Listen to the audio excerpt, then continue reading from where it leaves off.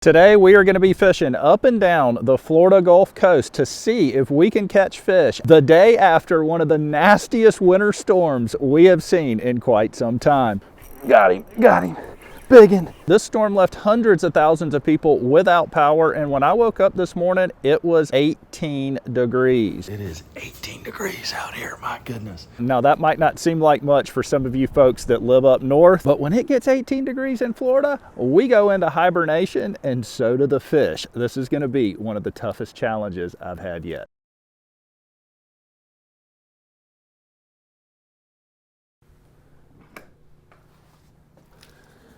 Whew. Good morning, folks. It is 18 degrees out here, my goodness. I'm just checking on the outdoor kitchen. I had to leave the water running last night because we are on a different piping system in the outdoor kitchen than we are on the regular house. And I'm not wanting anything to happen to these pipes because they're not buried too deep. Whew. I'm trying to get brave enough to go out and go fishing. Last time I made coffee, there was several people were like, "You ruined your coffee." All I do is put just a hair of half and half in my coffee. I thought everybody put half and half in their coffee. Like sometimes I drink it black, sometimes I put a little half and half in there. Like I thought that was normal. I got like 3 jackets in here waiting on me. I got a pair of gloves. Truck's been heating up for quite some time. Ain't mad about that. We don't see 18 degrees in Florida very much, so y'all don't hate on me.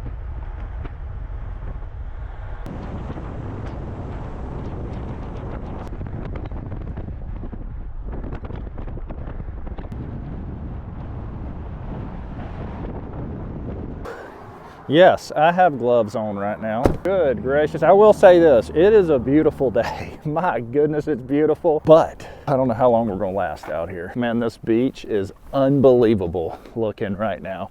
It is absolutely gorgeous. You've got these wintertime negative tides combined with this emerald green water. This is some of the clearest water this time of year that we get. You know, I have traveled all over the state of Florida and you are not gonna find prettier beaches. This is amazing. Now, as far as fishing's concerned right now, it's gonna be very tough because we've got the water is blown out. I may have to go to the beach pier to find anything. We're headed to the pier. The beach is just unfishable right now because there's no water. These negative tides are just wild. I don't think there's anybody on the pier either. It's like so cold. I may be wasting my time today, folks. Unfortunately, it's not any warmer on the pier. It's just crazy, guys. Look how the water is just so blown out.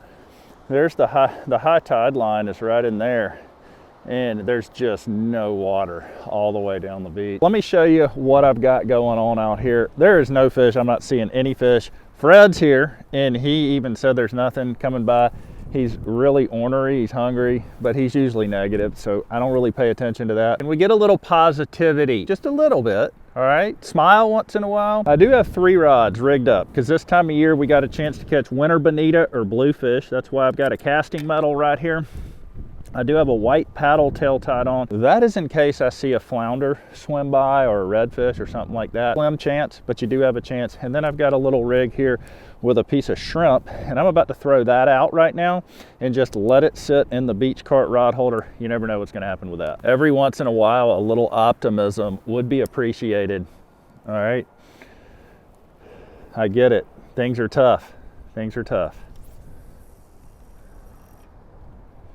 I sat out there for hours, staring at the water, not getting a single bite or seeing a single fish, and honestly, I started to lose hope. We might get skunked today. I'm trying really hard not to take on Fred's negative energy, but it's rubbing off on me.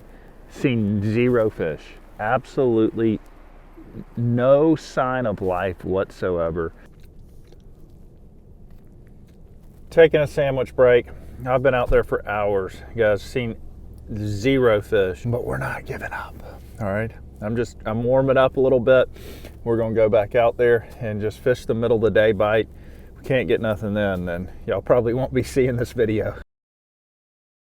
So what I'm doing right now, guys, it's so calm and so clear out here that I'm walking around and looking in this crystal clear water to see if I can spot a flounder on the bottom. I'm gonna hit them with the Slam Shady white paddle tail right here. And so I'm right here next to the beach, as y'all can see.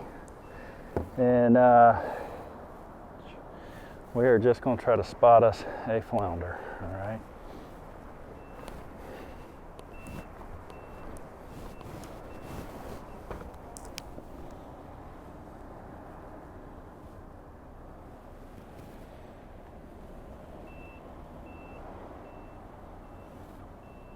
Man, what is that? Looks kind of like one down here. Hold on. That kind of looks like one here. It's hard to say. I don't think it was. But what's cool is this is actually, it's probably one of the coolest things you can do, is to see a flounder kind of buried in the sand and throw a bait on them and watch them eat. That's really one of the coolest things that you can do from the pier, in my opinion. And there have been flounder around over the last few weeks, and so I actually sight fished one a few weeks back in a video. Oh yeah, I think we're on again, guys. I think he ate it again. Yeah, we did. We got him. Nice flounder right here, y'all. There we go. Y'all, look at that beautiful flounder right there that we just sight fished right here. And so all it takes is for them to unbury a little bit or move a little bit, and you can see them. And I'm telling you guys, they will, this time of year, there's a lack of bait. They will absolutely hammer anything you put in front of them.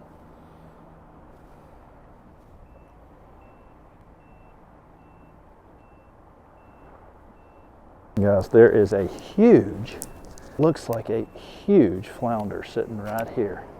I mean massive. I don't know if it is or not. I can't tell. It's the silhouette of one. I'm just gonna see if it's what I think it is or not.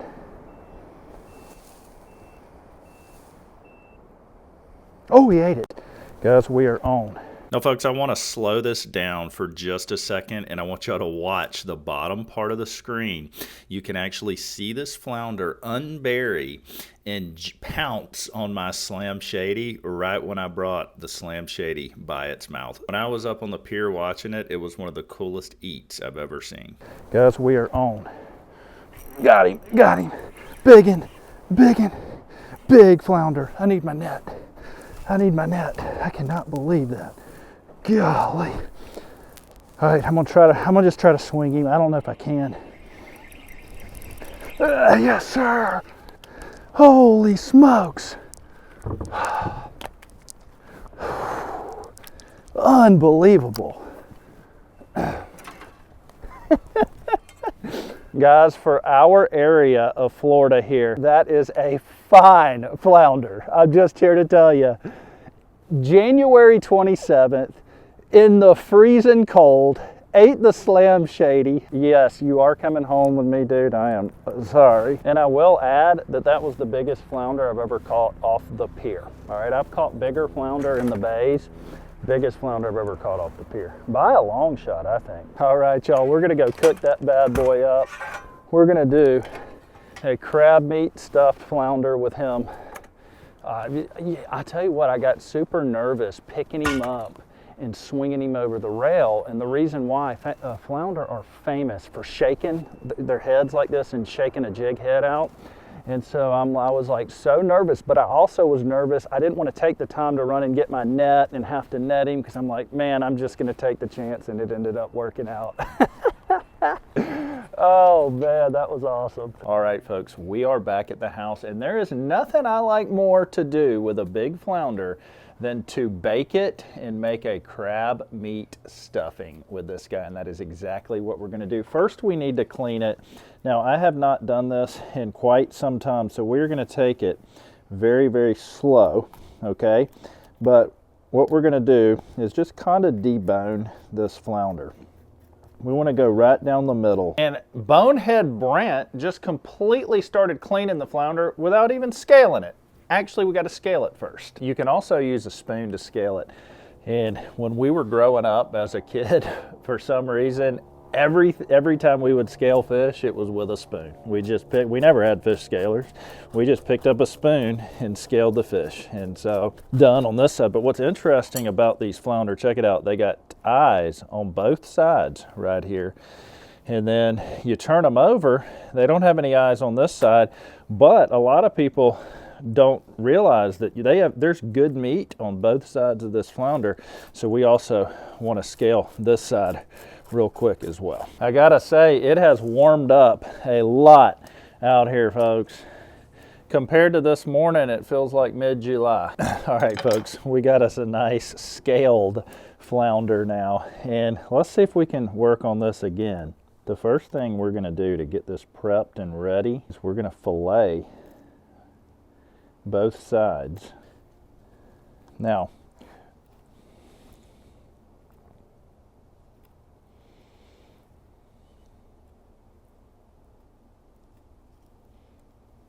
what's interesting is we only fillet him to this point right here, folks. All right. You don't want to cut through the other side. All right. And then we're going to do the same thing on this side. We're just going to start filleting it back. Man, that looks good there. So far so good, y'all. So far we're doing a good job. This is a clean job that you can't really mess up. You don't get another opportunity if you mess it up, okay? So here's what we're doing. The first side is done. As you see, we filleted it just like this, and the goal is to debone this flounder. But in order for us to do that, now we've got to turn around and clean the other side.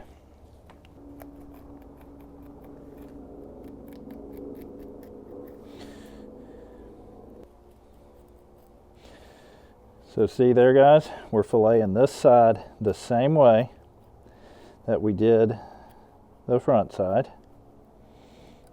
Now, it's important that you get a big flounder, a good sized flounder to do this, because this back side is almost impossible to do what I'm doing with a smaller flounder. They just don't have enough meat, and so you definitely need a good sized flounder. Which this one was over 19 inches, my biggest Gulf flounder that I have ever caught. I've caught plenty of southern flounder that are bigger than that, but this is a Gulfie.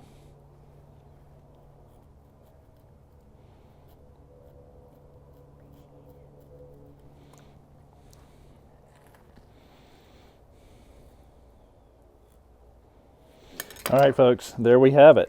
We've got this side done. We have this side done right here. I could actually open this guy up a little bit more here, but we're pretty much done with both sides. And we're now ready to take that bone out. One thing I'm gonna do first, we're just gonna cut the head of the flounder off. Now we've got both sides flipped over. We're gonna take our kitchen shears right here, and we are just going to cut this bone out right here. We're going to go right down this line.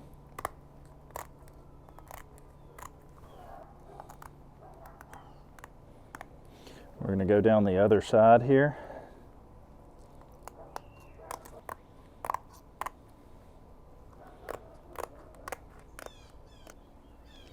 Boom.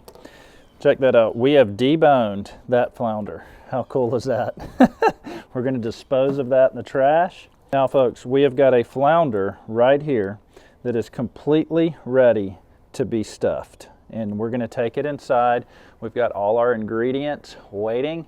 We're going to stuff this guy, bake it, and it's going to be absolutely delicious. All right, folks, we are in the kitchen. I'm so excited to share with you this stuffed flounder recipe. And I'm going to be sure to leave the link to this recipe in the first pinned comment. Let's go ahead and get started. So we're going to start over here at the skillet because we have to make that stuffing. So for our veggies right here, folks, we put them in the food processor. We have celery, onion, garlic, bell pepper, and pickled jalapenos.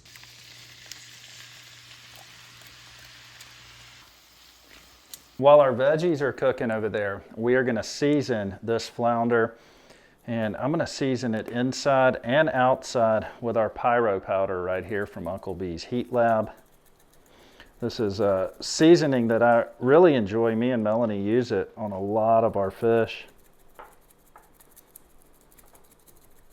It will make you sneeze though, I gotta say. I'm about to right now. Oh man, I'm gonna throw a little bit of salt on this guy as well. That's really all you need with this pyro powder because there's so many different seasonings in it. Just some salt, some pyro powder is a great combination. Let's season this stuffing up before we get it into the fish here. We've got some salt and pepper. Breadcrumbs. We've got 3/4 of a cup of breadcrumbs right here. We've got 2 tablespoons of parsley going in. We've got some vinegar right here. And then the star of the show, folks. Everybody's been waiting on it. This is supposed to put a cup of crab meat. I went a little over, and that's okay, because I like to be generous with my crab meat here. There we go, folks. This is our crab meat stuffing. Let's give this guy a stir. Let's get this stuffing into our flounder here. And I gotta say, big shout out to Melanie for helping me set all this up.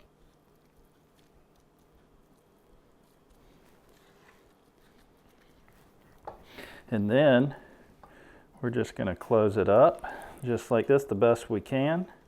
You know what?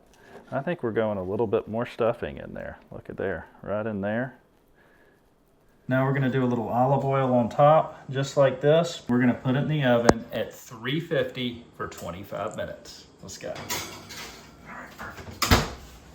All right, folks, just take a look at that guy right there. Folks, I want y'all to look at this plate right here that Melanie prepared for me. This looks absolutely amazing. Let's just go in for a bite and get a little bit of everything right here. Oh my goodness, you've got the fresh caught flounder that is just delicious by itself. Such a firm, mild fish, seasoned very well. Then you've got that stuffing. That stuffing is very flavorful combined with that crab meat. This is a 10 out of 10, folks. And I may have even added some more crab meat off camera, so it makes it extra good. Folks, this is absolutely delicious right here. You even get a little kick from the jalapenos and the pyro powder in there, which is awesome. Let's cool it down with some homemade coleslaw. Melanie just made this. Coleslaw and fish, great combination. Folks, if you enjoyed that video, shoot me a big thumbs up. Everything I'm involved with linked in my description below. If you want to come do what I did today every single day, full time, you want to move down here to the Florida Gulf Coast or buy a vacation home here on the Florida Gulf Coast, give me a call, shoot me a text message. I am a relocation specialist here, and I'll be happy to help you out. We'll catch you next time.